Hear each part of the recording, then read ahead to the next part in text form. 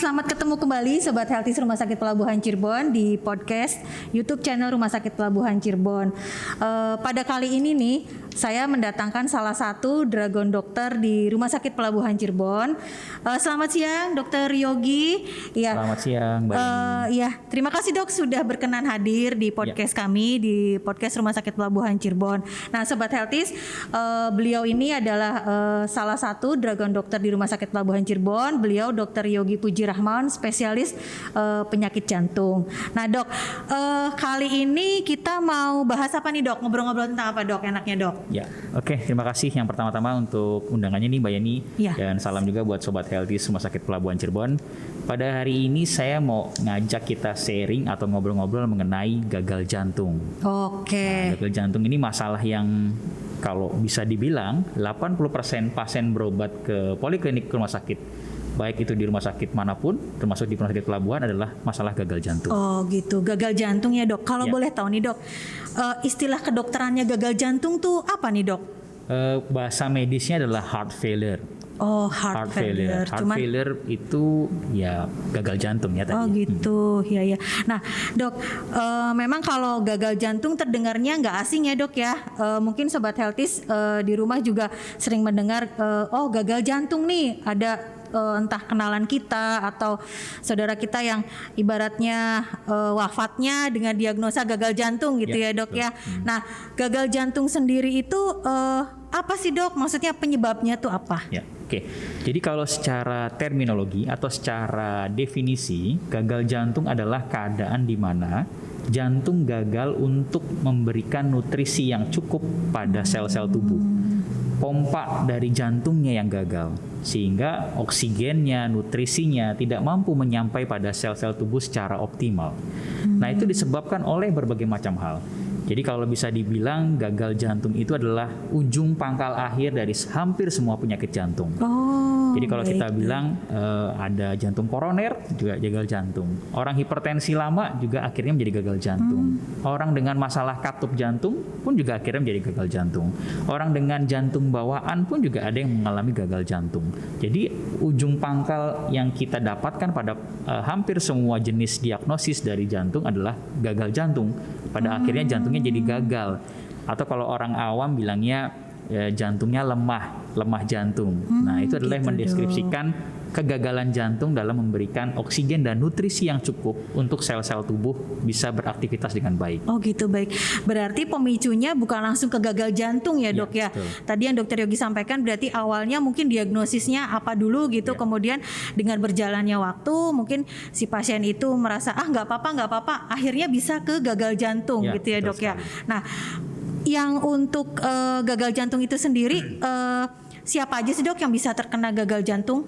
Ya, karena penyebabnya sangat banyak, hampir semua diagnosis dasar penyakit jantung bisa menjadi gagal jantung, maka dari anak, dari bayi sampai orang tua pun bisa mengalami gagal jantung. Oh gitu ya, Dok. Jadi tugas kita sekarang adalah bagaimana mencegah seseorang yang sudah terkena penyakit jantung tidak menjadi gagal jantung.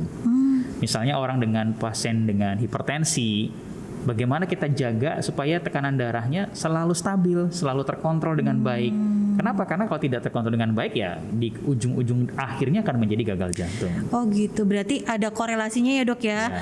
Berarti Sobat Healthy, jika memang ada keluhan-keluhan yang dirasanya memang tadi terkaitnya dengan penyakit penyerta mungkin ya, Dok ya, seperti hipertensi dan lain sebagainya, itu lebih baik mungkin diobati dari sekarang ya, Dok ya. Jadi ketahuan gitu kan, Dok. Nanti kalau misalkan daripada ada arah ke sana tidak diobatin, kemudian akhirnya larinya ke gagal jantung gitu. Nah, pemicu sendiri dari gagal jantung itu apa nih, Dok? Tadi dokter sampaikan bahwa kegagalan otot jantung memompa, kemudian menerima nutrisi gitu ya, Dok ya. Untuk memberikan nutrisi pada sel-sel dan jaringan-jaringan yang ada dalam tubuh. Nah, itu ya, Dok. Nah, jadi kadang-kadang orang datang ke dokter itu dengan keluhan yang sudah gagal jantung. Nah, apa sebenarnya yang penting dulu adalah keluhan-keluhannya. Betul. Keluhannya biasanya orang yang mengalami gagal jantung itu pertama dia mudah lelah. Yang dulunya kuat jalan 100 meter, sekarang kok jalan 10 meter, 20 meter udah capek. Udah ngos-ngosan gitu ya, Dok ya. Gampang bahasa awamnya. Naik tangga 2 lantai udah mudah lelah yang biasanya dia bisa lakukan dengan baik. Kemudian kakinya mulai agak bengkak, kedua kakinya. mulai lagi sering terbangun di malam hari karena sesak. Sampai yang paling berat kadang-kadang pasien itu datang sudah dengan posisi yang harus setengah duduk atau bahkan duduk saat tidur.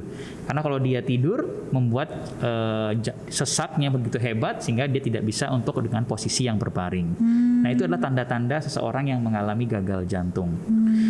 Jadi apa yang harus kita lakukan pada kondisi seperti itu? Kalau ada tanda-tanda yang tadi mudah lelah, kaki bengkak, ngos-ngosan, segera memeriksakan diri ke dokter untuk dicari apa penyebab dari gagal jantungnya. Pemicunya gitu ya dok ya. Karena pengobatan yang teratur dengan baik dan kita atasi pemicu atau penyebabnya akan membuat seseorang itu stabil. Jadi ya jeleknya memang kalau sudah mengalami gagal jantung itu dia tidak bisa kembali lagi normal. Jantung gitu dok. yang sudah mengalami kegagalan itu kadang-kadang menjadi permanen. Tapi dengan pengobatan yang teratur, pasien yang mengalami gagal jantung bisa melakukan aktivitas sehari-harinya dengan baik, tidak mengalami kendala dalam melakukan terutama aktivitas yang daily activity ya, seperti mandi, makan, bekerja ringan, itu bisa dilakukan dengan baik. Jadi dengan pengobatan teratur akan memperbaiki kualitas hidup pasien dengan gagal jantung. Oh, baik. Istilahnya tidak sampai membahayakan nyawa gitu ya, dok ya. Terkontrol gitu seperti ya, dok ya.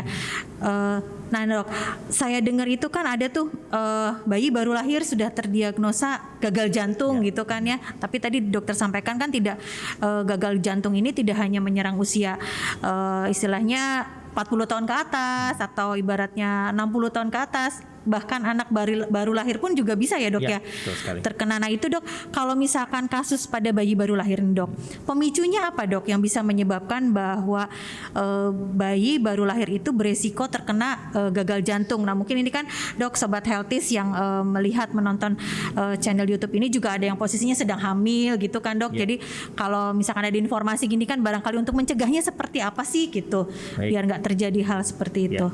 Betul sekali ya, tadi gagal jantung bisa terkena pada siapa saja dengan penyebab yang beragam. Pada bayi baru lahir yang terjadi adalah kadang-kadang kita mendapatkan kasus dengan jantung bawaan. Ada penyakit-penyakit jantung bawaan yang bisa menyebabkan kegagalan jantung pada jantung bayi yang baru lahir.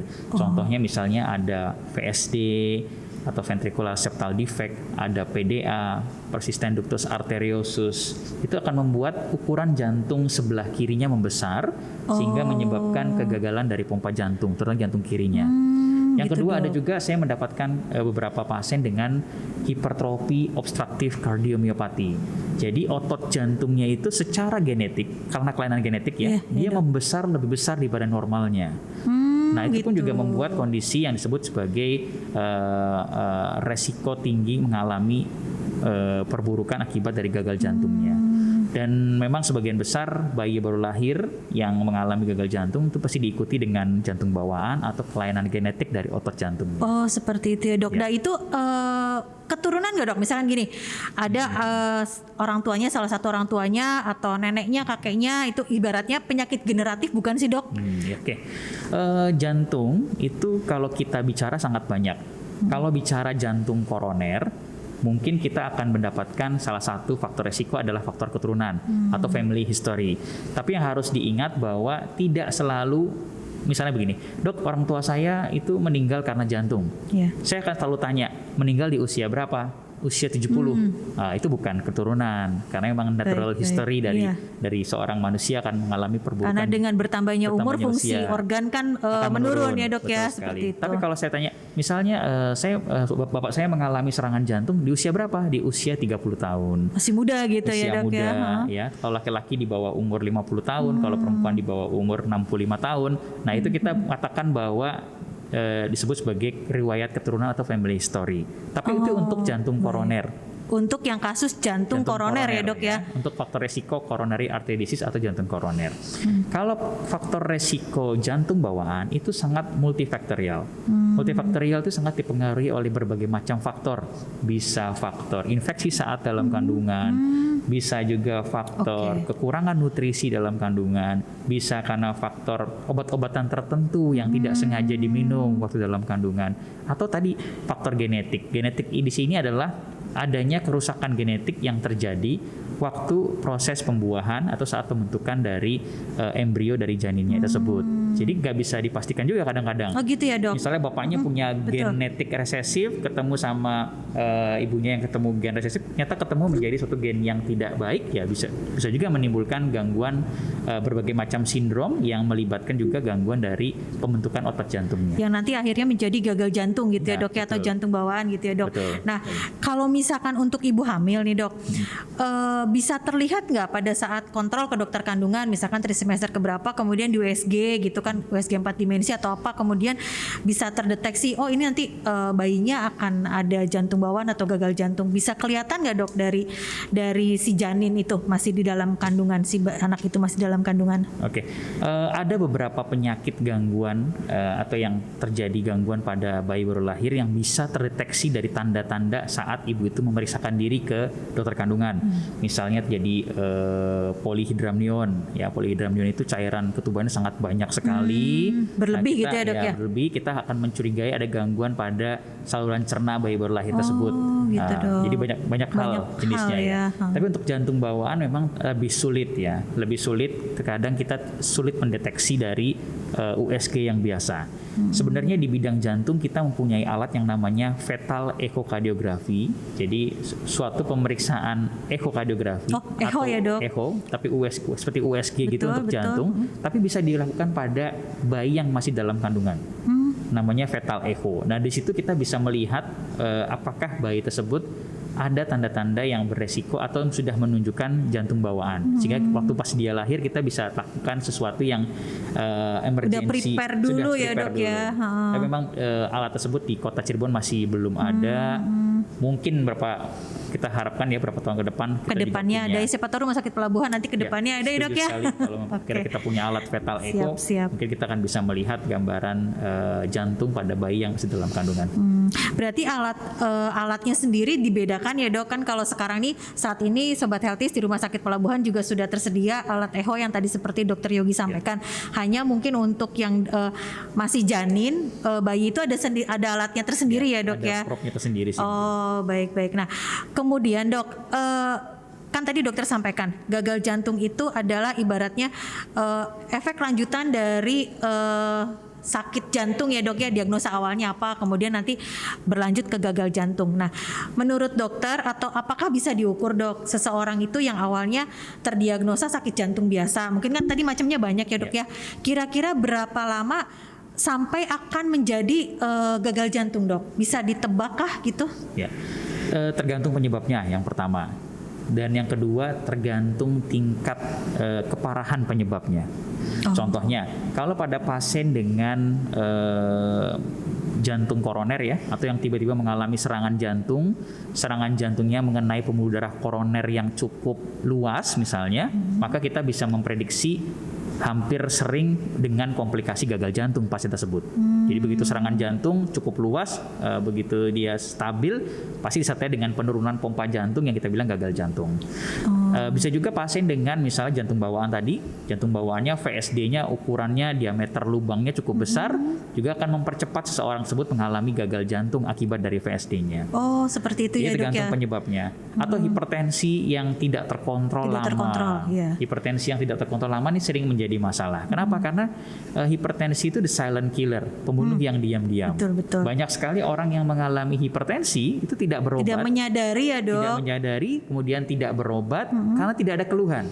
Betul. Banyak pasien saya datang, dok saya tensinya 200 tapi alhamdulillah nggak pusing. Nah itu dok, kadang Sobat Healthies, mungkin Sobat Healthies juga ada yang mengalami ya, maksudnya yang tidak biasa rutin menensi darahnya dok ya. Kadang kan mungkin kalau di rumah itu kan tidak semuanya kita punya alat tensi gitu kan. Nah pada suatu saat ingin konsultasi ke salah satu dokter atau ke vaskes gitu, kemudian pas di tensi itu kaget gitu kan, kok tensinya tinggi gitu. Tapi nggak ngerasain apa-apa nih, nggak pernah mengeluh pusing seperti itu kan. Nah itu justru lebih bahaya ya dok ya. Karena begitu nanti ada masalah, ada keluhan, sudah mulai komplikasinya tuh. Bisa dia mengalami stroke, bisa dia mengalami serangan jantung, bisa mengalami gagal jantung. Makanya hipertensi itu adalah faktor resiko yang tertinggi yang menyebabkan angka kematian pada jantung di Indonesia dan di seluruh dunia. Banyak sekali orang-orang yang mengalami hipertensi tidak aware pertama, ada juga yang sudah aware tapi tidak berobat, Ada yang sudah Iya. berobat tidak terkontrol. Betul. Ada yang sudah berobat terkontrol, di stop obatnya karena merasa sudah turun tensinya. Sudah turun dan Nah, ibaratnya tidak membahayakan diri gitu ya, Iya, Dok ya. karena Udahlah tidak ada nih, keluhan. tensi saya udah normal gitu kan, udah berhenti dulu aja ya, seperti itu ya, padahal Dok ya. itu adalah the silent killer. Jadi saya menghimbau sekali untuk sobat healthies, bagi yang memiliki hipertensi harus benar-benar berobat secara teratur. Karena apa? Karena dengan berobat yang teratur itu akan mencegah resiko komplikasi yang jauh lebih berat di kedepan hari. Betul. Banyak orang berpikir, Dok, kalau saya minum obat terus ginjal saya bagaimana? Nah iya Dok, betul. Kadang kita kan maksudnya suka nanya nih, ibaratnya kan takut juga kalau sakit tensi, kemudian darah tinggi, kemudian kencing manis itu kan harus minum obat tiap hari ya Dok ya. Nah pasti kan lari efeknya ke ginjal tuh. Nah menurut Dokter Yogi sendiri gimana tuh Dok berdasarkan penelitian? Betul. Jadi ginjal dan jantung itu dua organ yang saling terkait. Kalau ginjalnya rusak, jantung lama-kelamaan akan mengalami kerusakan. Kalau jantung itu rusak, ginjal juga lama-kelamaan akan mengalami kerusakan. Berkaitan erat Sangat ya. berkaitan erat sekali. Jadi sebenarnya ginjalnya rusak karena jantungnya nggak diobatin. Ginjalnya mengalami penurunan fungsinya karena hipertensinya tidak diobati, karena diabetesnya tidak diobati. Justru obat-obatan yang kita berikan, obat-obatan hipertensi, obat-obat diabetes, itu sudah dilakukan penelitian yang begitu luas dan begitu besar dengan jangka waktu yang lama. Ternyata obat-obat tersebut malah bermanfaat sangat baik, mengurangi resiko perusakan dari ginjalnya. Oh begitu ya Dok. Malah baik ya. akan mengurangi resiko penurunan fungsi ginjalnya. Jadi sobat healthies justru malah tidak harus takut, malah harus lebih mau ya untuk minum betul, obat betul. hipertensi dengan diabetes. Kenapa? Karena akan menjaga ginjalnya jadi lebih baik. Justru yang ginjalnya rusak itu karena terlambat pengobatannya. Karena Atau udah minum lama, obatnya tidak teratur tidak juga bisa ya Dok teratur ya. juga. Jadi akhirnya yang tadinya kondisinya sudah normal, akhirnya anjlok lagi gitu ya Dok ya, karena obatnya dihentikan seperti itu ya Dok ya. Apalagi tadi kalau misalkan ada yang ibaratnya saya nggak ngerasa kok kalau misalkan tensi saya tinggi gitu ya Dok ya. Oke baik-baik. Nah Dok, dari sisi makanan nih Dok, apakah ada makanan-makanan tertentu yang memicu terjadinya penyakit jantung yang akhirnya ke gagal ginjal? Termasuk juga apakah ada makanan-makanan tertentu Dok, kalau 4 sehat 5 sempurna sudah oke lah ya Dok ya, maksudnya makanan atau buah-buahan atau suplemen vitamin yang bisa ibaratnya memelihara kesehatan jantung itu Dok. Oke, yang pertama kalau seseorang tersebut sudah terdiagnosis gagal jantung dari hasil pemeriksaannya, maka memang banyak hal-hal yang harus dipantang untuk menjaga kestabilan dari jantungnya. Yang pertama tentu saja biasanya kalau pasien dengan gagal jantung kita akan batasi minumnya. Minumnya tidak boleh terlalu banyak. Biasanya saya akan batasi 1.200 sampai 1.000 cc. Tergantung dari liter per hari Dok? cc per hari. 1 liter sampai 1 liter sampai 1,2 1,2 liter per hari. dari yang ukuran normalnya 3 liter ya Dok ya? Biasanya 2 sampai 3 liter 2 sampai 3 liter ya. Kenapa kita batasi? Karena jantungnya tidak mampu menerima banyak cairan. Kalau dia terlalu menerima banyak cairan, maka akan menjadi timbunan pada organ-organ yang lain. Oh baik, Dok maaf saya potong. Yang dimaksud dengan cairan atau minuman ini tidak terbatas hanya air mineral kan Dok? Jadi misalkan nih kebiasaan, mungkin kan sobat healthies di rumah ada yang pagi minum teh, atau misalkan masih ada yang tidak bisa mengatur pola makan sehatnya, suka minum kopi, itu termasuk cairan juga ya Dok ya? Semua cairan yang masuk dalam tubuhnya akan kita batasi. Tergantung dari klinisnya berapa jumlah cairannya. Ntar dokter akan memberikan edukasi pada pasien tersebut biasanya berapa jumlah cairan yang boleh diminum sehariannya. Itu kalau dia sudah terdiagnosis gagal jantung. Yang kedua juga kalau sudah terdiagnosis gagal jantung disarankan mengurangi konsumsi makanan yang asin. Garamnya akan kita kurangi menjadi kira-kira 1 sampai 2 gram per hari. Kenapa? Karena garam itu akan menarik cairan sehingga menyebabkan juga penimpulan atau pengumpulan cairan dalam rongga-rongga tubuh. Sehingga pasiennya akan menjadi sesak kembali. Jadi garamnya kita akan kurangi. Tadi dokter sampaikan akan menyebabkan sesak. Berarti nanti tuh ada pengumpulan cairan di daerah paru-paru atau jantung gitu ya Dok ya? Cairannya akan tertarik ke dalam pembuluh darah sehingga menumpuk dalam pembuluh darah, padahal pompa jantungnya lemah, tidak mampu untuk mendistribusikan dengan baik sehingga numpuk di paru-paru. Tadi yang kakinya menjadi bengkak. Nah itu udim-udim gitu ya Dok ya ibaratnya. Kemudian perutnya jadi begah, livernya jadi terdorong. Itu karena overload cairan tadi. Oh gitu, berarti ngeri juga ya Dok ya kalau gitu ya. Baik, kalau ya. sudah terdiagnosis ya mau nggak mau kita harus ada restriksi dari Betul, dua hal tersebut betul. ya. Dan sisanya makanan tentu harus sehat, kurangi. Mungkin dulu kita bisa sering menggembar-gemborkan 4 sehat 5 sempurna ya. Iya, iya. Kalau sekarang mungkin akan lebih baiknya gizi seimbang. Oh iya benar ya dok Gizi ya, seimbang. karena kan kondisi orang beda-beda ya dok Beda, ya. betul. Betul, Karena betul. tidak semua orang sekarang boleh minum susu yang berlebihan. Iya. Gizi seimbang adalah cukup karbo, cukup protein, cukup vitamin, kalsium dan serta dari variasi makanannya pun yang sehat ya. Siap. Tidak banyak digoreng, Betul, tidak betul. banyak menggunakan santan, Betul. tidak banyak Pengawet juga mungkin berpengaruh ya, dok ya. Asinnya dikurangi. Iya. Pada orang yang sudah terdiagnosis jantung mungkin pilihan susunya susu yang rendah lemak atau tanpa lemak, yang baik. lebih tinggi Low kalsium fat, tapi iya. rendah gula, rendah lemak. Nah, hal-hal itu yang harus kita sesuaikan. Nah, kita juga punya dokter gizi ya di Iya, Rumah Sakit Pelabuhan. betul. Biasanya juga saya akan Biasanya konsultan. collab ya dok ya. Iya, Jadi betul. sobat healthies kalau misalkan ada yang merasa ada keluhan gitu kan terkait, oh saya ngerasanya udah obesitas nih, kan obesitas salah satu faktor Ya, juga ya dok betul ya sekali. untuk terkena serangan jantung ya dok ya. Nah di Rumah Sakit Pelabuhan Cirebon juga sudah ada dengan dokter ahli gizi medik kami, dokter Ali nanti yang akan collab. Ya. Jadi kalau misalkan kira-kiranya ini ada arah ke jantung mungkin nanti kan dikonsul ke dokter Yogi ya dok ya, seperti itu. Iya.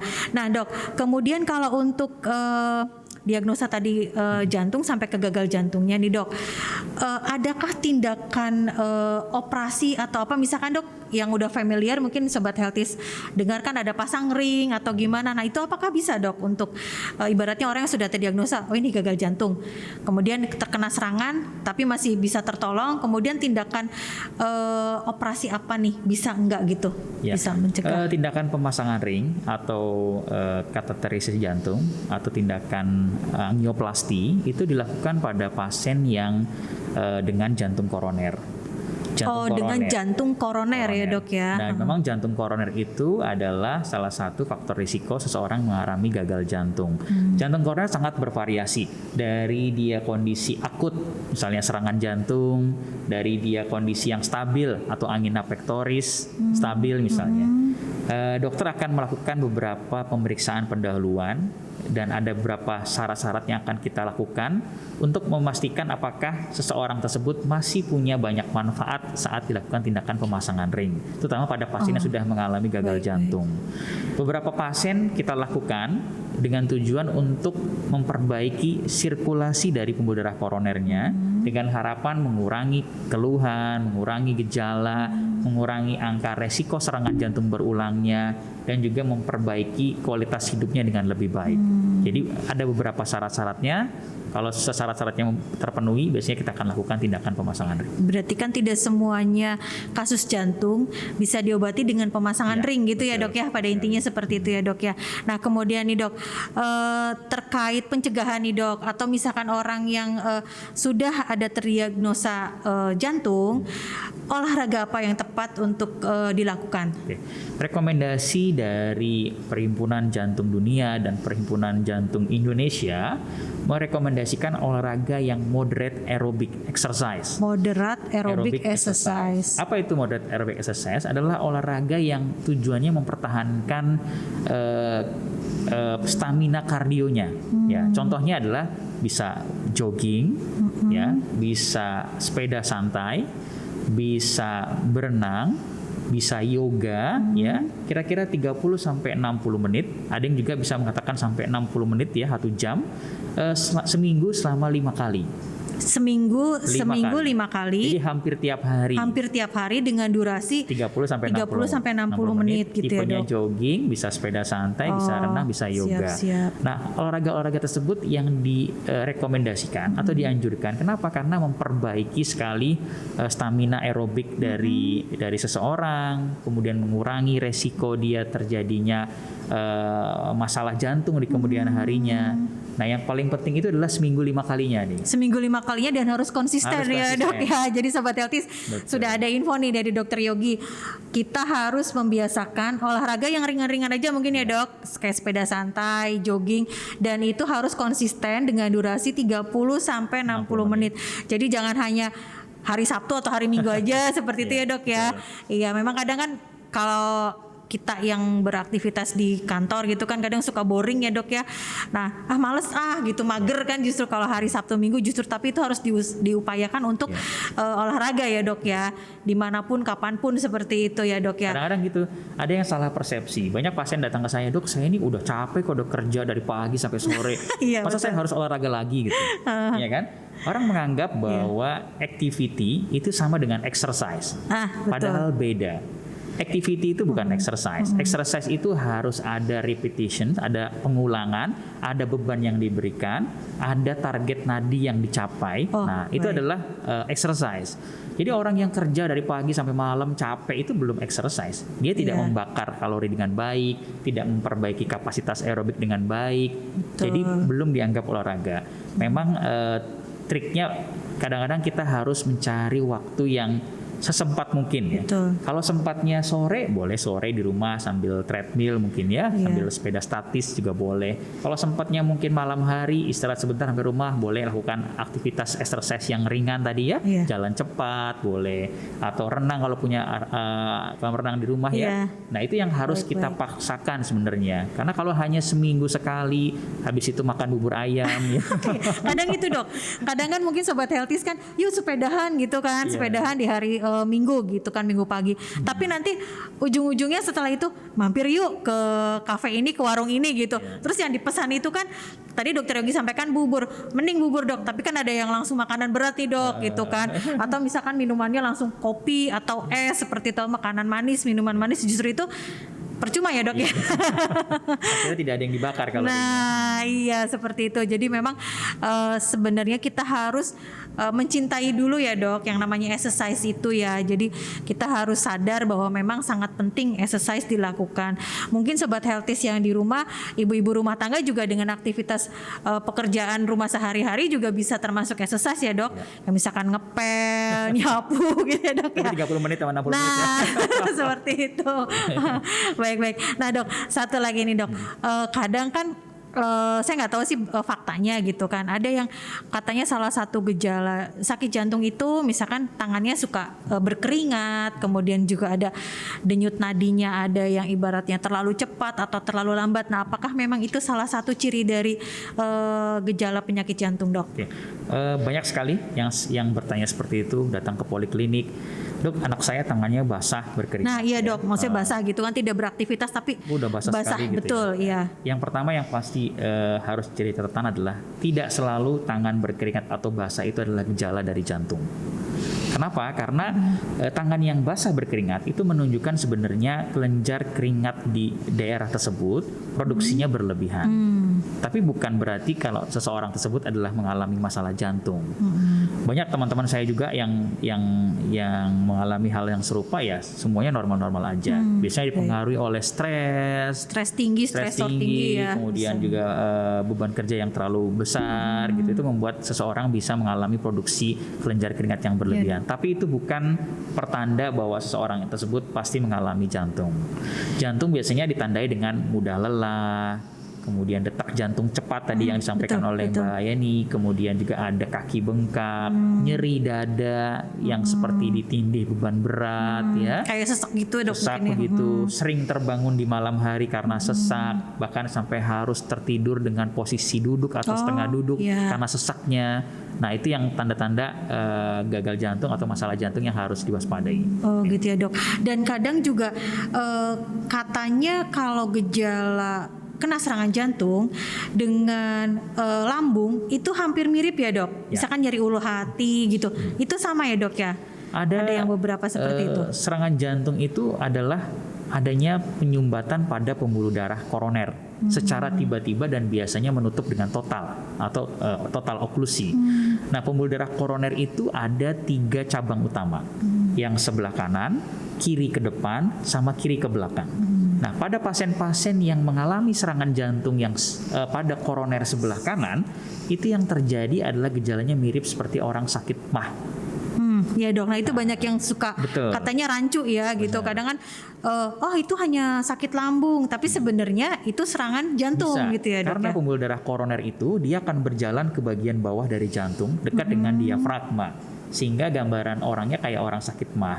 Apa yang harus diwaspadai? Diwaspadai adalah kalau sakit MAH-nya itu disertai dengan keluar keringat dingin hingga bajunya basah. Berarti over keringat yang keluar dan itu keringat dingin ya dok ya. Keluar keringat banyak, kadang-kadang pasiennya bilang, dok sampai basah baju saya dok, sampai gitu, dok. harus saya ganti bajunya. Nah kalau ada hal seperti itu kita harus curiga mengalami serangan jantung. Atau nyeri ulu hatinya, kadang-kadang tanda-tanda awalnya itu terjadi kalau kelelahan. Dok, Terlalu capek. Saya kalau capek itu perutnya nggak enak ya dok, aduh kayak ngap gitu rasanya. Atau kalau saya emosi marah, saya nggak enak langsung ya, nyesek gitu ya nyesek dok ya. gitu. Nah itu juga harus hati-hati. Apalagi ada orang-orang yang pertama pada usia di atas 50 tahun, ada faktor resiko hipertensi, obesitas tadi, ada diabetes, ada keturunan ya, family history. Ada pencetus dan penyakit penyertanya gitu ya dok ya. Ada risk factornya. Pada orang-orang seperti itu kalau ada keluhan itu akan lebih baik memeriksakan diri untuk memastikan apakah itu nyeri karena koroner yang beresiko serangan jantung ataukah nyeri karena lambung. Baik, nanti mungkin harus ada pemeriksaan lebih lanjut ya dok, didukung dengan pemeriksaan penunjang dan lain sebagainya mungkin ya dok ya.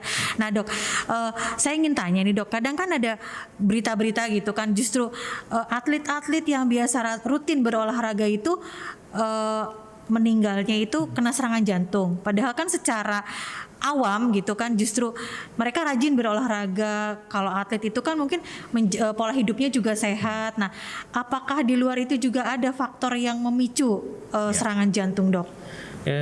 Mungkin terminologinya bukan serangan jantung sebenarnya. Kalau pada atlet yang meninggal itu kita bilang namanya sudden cardiac death atau henti jantung tiba-tiba, SCD. Sudden cardiac death itu bisa disebabkan oleh banyak hal. Serangan jantung bisa menyebabkan sudden cardiac death. Tapi ada juga yang terjadi akibat gangguan dari aritmia jantung yang berbahaya. Jadi ada penyakit yang disebut aritmia, tapi aritmianya yang letal atau yang berbahaya, yang punya resiko untuk menyebabkan henti jantung tiba-tiba atau sudden cardiac death. Bisa juga karena faktor gangguan pada otot jantungnya yang mengalami penebalan yang berlebihan. Tadi pemicunya apa dok? Dari pola makan kah? Pemicunya kadang-kadang genetik, kemudian exercise yang salah pun juga bisa mengalami hipertrofi jantungnya. Exercise yang berlebihan itu dalam arti kata tadi yang dokter sampaikan olahraga. Cara dia berlebihnya gitu ya dok ya. Juga itu bisa menyebabkan penebalan dari otot jantung. Gitu ya dok, bisa ya. Itu juga punya resiko untuk menyebabkan resiko jantung pada akhirnya. Dan yang sering kali terjadi adalah kadang-kadang banyak yang olahraga tapi tanpa melakukan medical check up terlebih dahulu. Baik. Berarti itu penting ya dok ya? Penting sekali. Melakukan medical check up berapapun umur sahabat healthies ya. Akan baiknya kalau usia atas 30 tahun, setahun sekali lah kita lakukan medical check up. Siap. Baik itu rekam jantung, pemeriksaan laboratorium lengkap untuk mengetahui deteksi apakah saya punya resiko mengalami jantung di kedepan harinya. Baik. Berarti dok, tadi yang dokter sampaikan, berarti kan medical check up itu sangat penting ya dok ya. Nah, Sobat Healthies, sebagai informasi aja, Rumah Sakit Pelabuhan Cirebon itu kan sudah punya beberapa paket medical check up dari yang mulai standar, tipe bronze, hingga ke tipe platinum. Mungkin dok tadi untuk menunjang apakah seseorang ini ada bakat atau ada gejala ke arah jantung atau gagal jantung. Untuk pemeriksaan secara tadi medical check up-nya mungkin itu tadi dokter sampaikan harus ada pemeriksaan rekam jantung atau EKG ya dok ya. Nah kemudian yang saya tahu itu biasanya kalau untuk faktor resiko tinggi di atas 40 tahun atau 35 tahun juga harus disertai dengan treadmill. Betul sekali. Benar ya dok ya. Nah dok, yang saya ingin tahu nih dok, untuk alat treadmill sendiri ini sama nggak sih dok dengan treadmill untuk menilai mengukur kekuatan jantung itu yang ada di medis sama dengan yang ada di tempat gym gitu dok? Karena kan kalau lihat kan di tempat sport gitu kan suka ada juga tuh treadmill. Nah apa itu kah sama dok? Ya oke. Treadmill test adalah suatu pemeriksaan yang kita lakukan untuk memberikan stress exercise pada jantung. Kenapa kita perlu lakukan stress exercise? Kadang-kadang kita mendapatkan gambaran rekaman jantung itu normal. Normalnya tapi saat dia resting, saat tidak melakukan aktivitas apa-apa. Dan itu belum terlalu menimbulkan gambaran yang valid ya dok. Yang valid ya. Kadang-kadang pada pasien yang mungkin penyempitannya belum terlalu signifikan, belum terlalu terlihat, tapi keluhannya kok dok saya nyeri dada. Nah, ada hal yang harus kita konfirmasi lah dengan lakukan tes treadmill. Tes treadmill itu nanti Sobat Healthies lari di mesin treadmill sambil dipasang rekaman jantung EKG dan mesinnya akan bertambah cepat dan bertambah tinggi ketinggiannya tiap 3 menit. Oh, jadi alatnya ada kemiringan tertentu ya dok ya, seolah-olah kita incline-nya akan tambah naik tiap 3 menit dan kecepatannya bertambah naik tiap 3 menit. Kenapa? Dengan tujuan untuk memberikan beban pada otot jantungnya untuk melihat apakah setelah diberikan beban tersebut muncul tanda-tanda gambaran penyempitan koroner dari gambaran rekaman jantung. Oh, baik. Dan itu akan kita pacu minimal sampai 85% dari target heart rate sesuai umur. Jadi sesuai umur ya dok. Jadi mesinnya akan sangat berbeda sekali. Memang alat treadmillnya mirip, tapi mirip. dikoneksikan pada komputer, ada protokolnya yang dilakukan sehingga membuat nanti bisa kita lakukan sebagai pemeriksaan treadmill. Dan pemeriksaan treadmill sebenarnya ada 2 hal. Selain untuk menilai apakah ada penyempitan koroner atau iskemik kita bilangnya, juga bisa melihat berapa persen kapasitas aerobik seseorang tersebut. Apakah dia kapasitas aerobiknya masuk dalam golongan yang rata-rata, yang baik atau rendah sesuai umurnya. Sehingga kita itu berarti berdasarkan durasi pelaksanaan treadmillnya dok ya. Berdasarkan durasinya nanti kita bisa hitung, kapasitas aerobiknya berapa match, masuk dalam kelas fitnessnya apakah rata-rata, apakah baik, apakah kurang. Sehingga kita bisa memberikan edukasi atau bahkan bisa melakukan pemantauan. Berarti selama ini pasiennya kurang olahraga. Kelihatan ya dok di situ ya. Oke. Iya. Oke. Nah biasanya kan kalau yang biasanya rumahnya daerah tinggi berarti kuat ya dok, karena dia tiap hari nanjak gitu ya dok ya. Iya baik. Nah dok, tadi yang disampaikan kan ini namanya gagal jantung itu dari berbagai usia, dari ibaratnya dari mulai lahir, tidak mengenal umur lah ibaratnya gitu ya dok ya. Nah rata-rata nih dok untuk kasus yang di Indonesia sendiri nih dok, untuk tingkat kematiannya itu rata-rata di usia berapa dok kalau untuk yang gagal jantung? Ya, gagal jantung itu sampai sekarang adalah angka kematiannya sangat tinggi. Tidak hanya di Indonesia tapi di seluruh dunia. Data terakhir dari ASEAN HF Registry menunjukkan bahwa angka kematian on admission saat pasien gagal jantung itu masuk ke rumah sakit atau mengalami perburukan itu sekitar hampir 10% di Indonesia. 10% dari total pasien yang datang ke rumah sakit dengan gagal jantung. Itu yang terrecord secara resmi ya dok ya. Secara resmi dari kadang kan kalau orang awam yang nggak mau mungkin di luar itu juga banyak ya dok ya yang tidak terdata. Jadi berkisar kira-kira 10% dan itu juga hampir sama ya di beberapa negara di Asia Tenggara pun juga mendapatkan hasil yang mirip. 17-45% itu meninggal setelah 5 tahun terdiagnosis gagal jantung. Oh baik. Jadi dan itu maaf dok saya potong, itu 5 tahun setelah terdiagnosis gagal jantung itu dengan perawatan yang maksudnya dalam pengawasan, dalam minum obat secara rutin atau memang tidak terkontrol dok? Semua ya. Data itu udah data yang baik. Semua. Ada data yang kita ambil dari pasien yang rutin berobat, pasien yang tidak berobat, atau pasien yang tidak pernah minum obat secara teratur. Itu sangat tinggi. Jadi memang gagal jantung itu penyakit yang angka kematiannya sangat tinggi. Bahkan dari hasil penelitian, dia lebih tinggi mortalitasnya dari berbagai macam penyakit kanker yang ada. Iya, kadang kalau kanker itu kan bisa bertahan ada yang 10 tahun mungkin ya dok ya. Betul. Ini hanya 5 tahun maksimal ya dok ya? Tidak selalu begitu juga. Jadi banyak dalam 5 tahun tuh separuhnya mengalami kematian. Separuhnya mengalami kematian. Tapi kita harus ingat bahwa gagal jantung itu penyakit yang bisa dicegah. Nah itu dok, bisa dicegah. Ini Sobat Healthies yang paling penting nih. Betul, dengan pengobatan terakhir terhadap faktor resikonya kita bisa mencegah gagal jantung. Yang kedua, gagal jantung itu bisa diobati dengan obat-obatan yang memperpanjang usia pasien tersebut. Obat-obat yang ada sekarang yang baru-baru yang sudah terbukti secara bukti ilmiahnya itu menurunkan angka mortalitas pasien gagal jantung sangat signifikan. Baik. Itu dalam bentuk apa dok? Bentuk obat minum kah atau obat minum ya? Yang diminum secara teratur yang sudah kita berikan juga selama ini pada pasien-pasien kita. Dalam BPJS pun juga masuk untuk formularium gagal jantungnya. Jadi yang paling penting adalah bagaimana membuat pasien gagal jantung itu meminum obatnya secara teratur dan baik.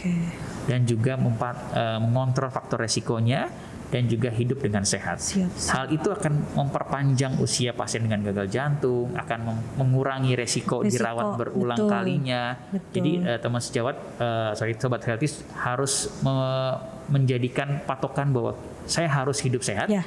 Biar saya tidak kena penyakit-penyakit jantung dan akhirnya saya tidak mengalami gagal jantung. Betul. Lebih baik mencegah daripada mengobati, ibaratnya gitu ya dok ya. Ibaratnya bisa disimpulkan bahwa kita harus menjaga pola hidup sehat, gizi seimbang ya dok ya. Jadi tadi Dokter Yogi sampaikan bukan hanya 4 sehat 5 sempurna, tapi kita lihat juga dari kapasitas tubuh kita ya dok ya, menerima asupan dari gizi tersebut ya dok ya. Jadi tidak semua orang itu bisa disamakan. Misalkan saya mungkin porsi makannya setengah piring, tapi ada lagi teman saya yang ibaratnya dengan faktor resiko dan lain sebagainya hanya 1/4 piring gitu ya dok ya, misalkan seperti itu ya dok ya. Oke, dan kemudian juga Sobat Healthies tadi diingatkan oleh Dokter Yogi bahwa exercise itu atau olahraga itu sangat penting ya dok ya. Dengan tadi disampaikan durasinya itu 30-60 menit seminggu 5 kali. Dan untuk Sobat Healthies atau ada kenalan saudara yang sudah terdiagnosa jantung itu ada beberapa exercise yang disarankan. Jadi nggak boleh kayak zumba, aerobik itu boleh nggak tuh dok? Kadang kan ada yang lagi ngetren sekarang kan mungkin kalau untuk ini kan zumba, aerobik gitu. Nah tadi kan dokter sampaikan untuk yang penderita jantung ini disarankan yoga. Kalau yoga itu kan mungkin gerakan-gerakannya itu nggak sesemangat aerobik gitu kan. Tapi memang yang saya rasakan dengan yoga itu juga keringat langsung maksimal keluar gitu kan, tapi memberikan ketenangan juga gitu ya dok ya. Atau misalkan kita yang muslim itu kan dengan sholat 5 waktu yang khusyuk juga itu juga mempengaruhi ya dok ya itu. Nah kalau untuk zumba sama aerobik mungkin disarankan tidak dok? Sampai saat ini rekomendasinya memang untuk pasien-pasien jantung, apalagi ya pasien-pasien dengan gagal jantung, justru exercise yang berlebihan pasti akan membuat kondisi jantungnya jadi lebih berat nantinya. Baik. Malah banyak sekali pasien-pasien dengan jantung koroner mengalami serangan jantung saat tenis, saat dia main sepak bola yang berlebihan, banyak sekali terjadi seperti itu. Jadi rekomendasinya adalah tetap moderate aerobic exercise. Kalau memang harus melakukan tindak olahraga yang tadi itu mungkin perlu dengan pengawasan dan pastikan jantung Sobat Healthies sehat dengan medical check up dulu sebelum melakukan olahraga yang berlebihan ya. Mungkin yang aman dan sederhana jogging ya dok ya. Kalau jogging kan bisa dilakukan dimanapun, kapanpun gitu kan dok. Kemudian juga ibaratnya nggak hanya harus di ruangan tertutup gitu kan ya. Misalkan kalau ibu-ibu barangkali mau ke pasar gitu kan bisa sambil jalan kaki gitu ya dok ya. Atau yang punya sepedaan seperti itu ya dok ya. Oke, senang sekali nih dok bisa berbincang dengan Dokter Yogi. Kemudian tadi juga disampaikan bahwa Sobat Healthies kalau misalkan ada beberapa gejala yang dirasakan oleh Sobat Healthies seperti yang tadi disampaikan Dokter Yogi, jangan ragu, sesegera mungkin konsultasikan ya dok ya. Nah konsultasinya sendiri mungkin untuk tahap awalnya apakah bisa langsung ke spesialis jantung dok atau gimana dok? Bisa langsung kan ya dok ya? Bisa, nggak ada masalah ya. Nggak ada masalah kan ya dok ya? Hal-hal yang dirasa sangat mencurigakan tentang keluhan yang ke arah jantung, teman-teman Sobat Healthies bisa minta rekomendasi dari dokter vaskes pertama, menggunakan BPJS-nya untuk ke poliklinik, ataupun juga kalau menggunakan asuransi bisa langsung ya. Siap. Diinfokan Sobat Healthies Rumah Sakit Pelabuhan Cirebon melayani pasien dengan penjaminan BPJS Kesehatan, asuransi ataupun umum tunai. Nah dok, ini kan era pandemi nih dok. Banyak kan orang yang masih ragu datang ke rumah sakit, tapi Sobat Healthies jangan ragu untuk datang ke Rumah Sakit Pelabuhan Cirebon karena Rumah Sakit Pelabuhan Cirebon aman. Kami melakukan screening awal untuk para pengunjung dan pasien yang datang ke Rumah Sakit Pelabuhan. Kemudian tenaga medis dan non medis yang ada di Rumah Sakit Pelabuhan Cirebon telah divaksin 2 dan di booster 1 kali. Dokter Yogi sudah di booster dok? Sudah. Sip. Oke. Kemudian juga kami di Rumah Sakit Pelabuhan Cirebon tersedia banyak fasilitas untuk cuci tangan seperti itu. Nah dok, kalau kalau misalkan ada yang masih ragu juga dok, kita kan di sini Rumah Sakit Pelabuhan tersedia layanan telemedicine dok, dan kami sekarang juga punya aplikasi telemedicine IHC. Nah itu bisa dok ya konsultasi boleh, dengan silakan. dokter Yogi ya lewat telemedicine ya dok ya. Oke sobat Healthies jangan ragu jika ingin berkonsultasi dengan terkait dengan keluhan jantung bisa datang ke Rumah Sakit Pelabuhan menemui salah satu dokter kami, dokter Yogi. Dok untuk jadwalnya dok, Jadwal bisa diinfokan saya, dok di Rumah Sakit Pelabuhan? Ya, Senin, Rabu, Kamis, dan Jumat jam 1 siang sampai selesai ya. Oke siap. Dok senang sekali kita bisa bincang-bincang dan kami berharap nanti bisa ya dok ya diundang lagi ke sini ya kita Boleh, ngobrol-ngobrol silakan. lagi. Silakan. Sobat Healthies barangkali ada yang ingin saya ingin dong lebih tahu lagi terkait tentang penyakit jantung apa selain gagal ginjal. Boleh teman-teman Healthy sampaikan ke Instagram Rumah Sakit Pelabuhan Cirebon. Jangan lupa di follow juga dan juga terus saksikan tayangan channel YouTube Rumah Sakit Pelabuhan Cirebon. Di situ nanti Sobat Healthies bisa tonton berbagai macam edukasi yang kami berikan untuk Sobat Healthies Rumah Sakit Pelabuhan Cirebon. Mungkin untuk pertemuan kali ini kami cukupkan. Terima kasih sekali lagi Dokter Sama-sama, Yogi Mbak Yeni. atas kehadirannya. Sampai jumpa Sobat Healthies.